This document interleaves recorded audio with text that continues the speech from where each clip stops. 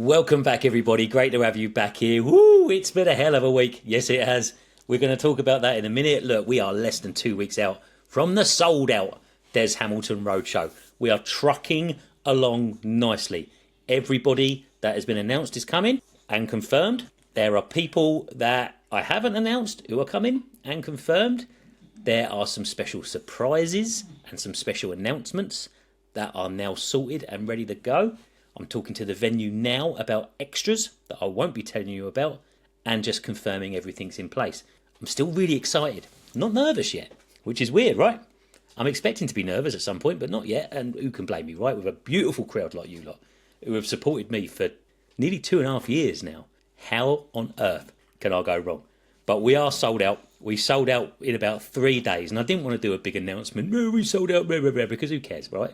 Everyone that wants to come's coming. I know I'm securing myself that I can sell out an event. Wow. And it's also done wonders for my self-confidence. And it kind of brings me back around to the feelings that I have been feeling throughout this whole thing. And the thing that I've really been sharing with you since Dubai. If you remember, I went to Dubai with Luke to meet a couple of guys out there in December. And while we were out celebrating, I took myself to a balcony on Dubai and basically poured out my heart saying that it's about damn time that I felt worthy. It's about damn time that I feel the hype surrounding me is real. And it's not in arrogance, it's in confidence. And one of the things I'm most conscious about is that fine line between confidence and arrogance. And that's where I need you lot to tell me, wind it in, son, stop being a dickhead. Luckily, it's been since December and no one has. So I'm all right. I'm going to carry on going the way I'm going. But you'll notice with me, there are many, many differences in the way I do things, in the approach that I've got, in the person that I am, in the purpose that I've got, to the people that I tend to work with, right? That's a good thing. That's a really good thing. And what I love about my network, my tight network, the partners that I've aligned myself with, is that we embrace each other's differences because that's what makes us a more rounded team. Now, for me, on my part, the one defining characteristic that I've got that's different to everyone else, I'm old. I am. I'm old. And I want to talk about that today because I know a lot of you guys feel old as well. Look, I'm 44. I'm 45 in July. I'm not old. Not really. And I know that there are people in this game that are older than me, but they've probably been in it longer than me. There are some TikTok affiliates that I'm surrounded by these days that are a lot older who haven't been in the game. But when I'm talking about the game that I'm playing in, I'm talking more about the plate spinning entrepreneurial multi-income stream thing, right? Because I was having a drink on Friday with a couple of really, really, really good people that are going to be in my life and people whose life I'm going to be in for a long, long time. And we were sat in a pub in Brighton and I said, look, down there is where we watched England, Germany 5-1. And one of the guys went, oh, when Lampard did that thing. I went, no, the one that we won, the game that we won 5-1. And these guys weren't alive. They weren't alive. And that has freaked me out, man. And I started looking at everything. Hang on a minute. How old were you for 9/11? How old were you when Paul Gascoigne played football? Of course they weren't alive for that. How old were you when Alan Shearer played football? How old were you when Justin Timberlake released his first album? I know it's a bit of a niche artist when I talk about that, but you get my point. I have lived twice the life that some of these guys that I'm working with now and that mean an awful lot to me. I'm twice their age. And I remember it from the very first meeting that we had when we said, right, if we do this, we're going to make this much money. What are we going to spend it on? And I said, my garden and my loft. For whatever reason, I've never been one about cars, right? Never. When I went to interview Rob Moore, he's talking about his 7 supercars, and I'm thinking, mate, it's not really for me. But people love them, and that's fine, right? Horses for courses and all that. Me, I would probably just get something that could fit 4 kids and a dog and tow the caravan. But I think when we start talking about relatability, it's this thing, this 20-odd years worth of adulting that seems to stand me out. So I want to talk about the goods and the bads, okay? I've always been the youngest in my family. Always. I'm the youngest of 3 boys. And we are in an old-fashioned, traditional working-class family. Now, the career that I chose was very old-fashioned. School, college, university. Then I went and worked. I mean, if you're from Brighton, right? Any of you lot out there from Brighton or lived in Brighton at any particular time, the chances are you worked at American Express. That's what happens. I did my stint at Amex. And then I went straight into public sector, traditional, old jobs, police. I was nowhere near the oldest in the police. The civil service, nowhere near. My specialist subject in the civil service was pensions. Again, nowhere near the oldest. I was always the younger one. And now I found myself in situations where I'm not just older, I'm a lot older. And this industry is so fast moving. And I have worked for years and years in a place where it could take you 6 months to make a decision. And I think that might be something that's worth exploring to see if I have found my place by chance or if there is worth in these years. So let's talk about it, shall we? Let's cover the strengths. All right. Number one, I'm not the oldest 45-year-old in the room. You know, I mean, there's old in your heart and there's old in your brain. I'm not 45, for God's sake. I mean, I listen to radio too. Yeah. And sometimes I like a nice cup of chamomile tea. Oh, hang on a minute. No, I sound really old with that. But no, I'm still social, you know. I'm wearing a hoodie, for God's sake. I'd like to think you guys see me and think he's not 45. And that's not just my beautifully moisturised skin. But what I bring to this world, especially on TikTok, especially when it comes to Amazon selling, TikTok shop, all of this e-commerce stuff, is I instantly bring credibility, don't I? Stability. I'm not another person 20 years younger than me. I'm not another person in their 20s. And we all say it, driving in their fancy cars, living this life, usually out in Dubai. I said that very, very early on. Now, I've been to Dubai, I love it there. But you understand what I'm saying. I was different, wasn't I? I wasn't someone that was ingrained like a Mark Tilbury, a Simon Squibb. These guys are great, but they've been in the game for a long old time. Here I am, brand new in the game, showing you the things that I'm learning as an older person, as a father, as a full-time worker, with someone who's got no money in a cost of living crisis post-COVID. Instantly, wallop, there is credibility there that I bring to the table naturally.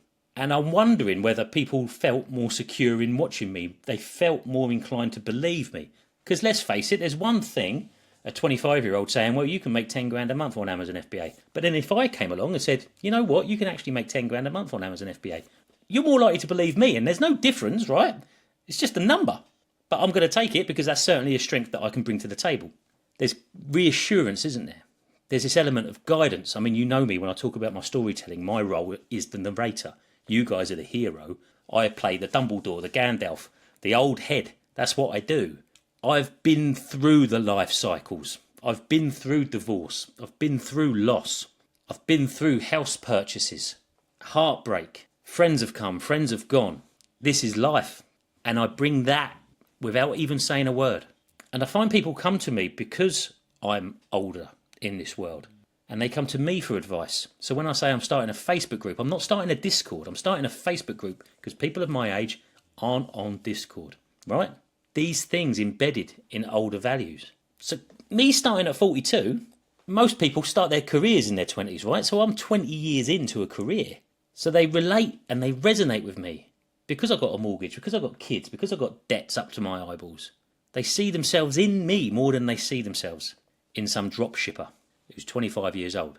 And I'm the one that can give you hope to tell you that this online money-making venture, it doesn't matter if you remember the time where the internet was the thing that went... Someone's on the phone, get off, I'm on the internet. Who remembers Who remembers that? I love it. And I think because of that, again, some of the things that I can bring are these notions of long-term financial commitment, especially in the world of when you can do that. You can have a trade and you can make £20 million. Or, well, Trump made billions, didn't he? Or an NFT. What the hell's an NFT? You understand what I'm saying, though? There are so many fast, bop, money-making methods. No, we bring traditional values to this. Let's put in a 2-year plan. Let's put investments in place that I'm not touching for 5 to 10 years. We're talking about paying off a mortgage, but a mortgage is something that I signed into knowing it was going to be a 30-year deal. Credit cards. We've got 20 years of credit card history that needs to be paid off before we can start talking about the nice things, right? I know what it means to run a business with a family to support, with the feeling that you're responsible for a career of your spouse, for the upbringing of your children, for the life that they might live, because if they go through the schooling system, they're going to live the life of old you. But what you're doing is showing them a whole new world where they can live a life that was better than yours ever was. There's that responsibility. It's that duty, right? I'm not just experimenting with this. I have to make it work. If it goes wrong, oh, well, I don't just go and get a second job because I'm still living at mum and dad's. It's not a thing. I make these financial decisions differently. I'm less reckless. I'm more measured. I've got more to lose, not just the money, but the people that money represents too. I want to say this at this point. This doesn't make me better than anybody. This is just the experience that being 40 years old in this game brings. So when you start talking about risk taking, all right, I quit my job far too soon. We'll get into that on another episode. I quit my job far too soon. That was a big risk. Claire quitting her job, that was a big risk. She's a 25-year career secondary school teacher, working her way up the hierarchy. I had a specialist skill set that was more about communication. So yeah, technically, if I needed to go back, I could probably go back, even though I probably wouldn't earn the amount because that was what I built up to. You can't just quit your job and not worry about your pension. You can't. That's a significant decision. And I know those older than me that are doing much better than I ever was still won't quit their job because those benefits have accrued and they matter. So when we start talking about the other side of the coin, the weaknesses, sorry, by the way, if you hear some weird noises in the background, that's just my dog, all right? He snores, he's a bulldog, for God's sake. So when we start talking about the weaknesses, I've got 20 odd years of a slow-paced, well-structured environment where you have to follow rules. I worked for disciplined organisations like the police, like the civil service. Decades and decades of tradition, hierarchy, decision-making frameworks. You follow rules, you follow procedures. There are chains of command. There are things you say and things you don't. And there are politics at play. Online business, in comparison, is like the bleeding Wild West, right? There's no handbook, there's no pension, there's no right way to do anything. And I really struggled with breaking free. I remember when I went to see my therapist, I filled out a form online and I said, I want to break free into a limitless world. And we laugh about it now because it was such a woolly phrase. But it's true. I had been built in a place where rules and structure were everywhere. And now people were saying, quit that job and go make money any way you want. What? It took me ages. And you probably know it took me ages if you've been following my journey. So I had to learn old habits. I had to learn that if I didn't do something, it wouldn't happen. Because in a lot of these institutions, someone would always pick up the excess work, you know. If I didn't do something, eventually it will get done. This way, no. You don't do something, that's the end. It won't get done. You have to find this motivation in you, and it's usually born out of something that you love to do.